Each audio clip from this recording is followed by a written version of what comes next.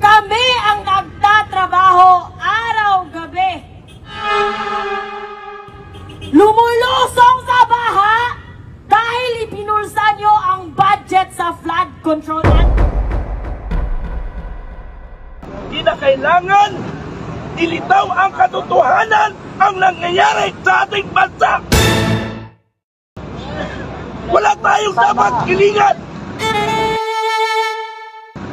Dapat malaman ng Pilipino na kinagago, tinatarantado tayo.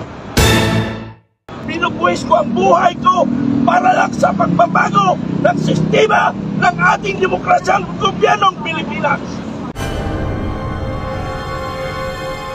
Mga kaibigan, iniisip ko sa tagal ko sa serbisyo, ngayon lang nangyari.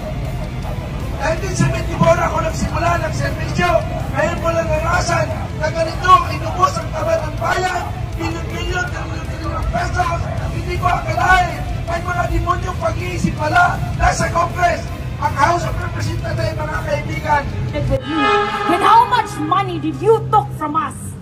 Flood control projects is 500 billion. PhilHealth funds is 60+ billion. GSAS, SSS, PDIC, you are not supposed to take those money, especially PhilHealth. It is unconstitutional to take excess money from PhilHealth and put it in the fucking infrastructure na ghost project naman. Do you think we're bobos? No, we're not. We're not idiots. Maalam kami dahil may YouTube University. Huwag nyo kaming lukuhin. Nakakagalit.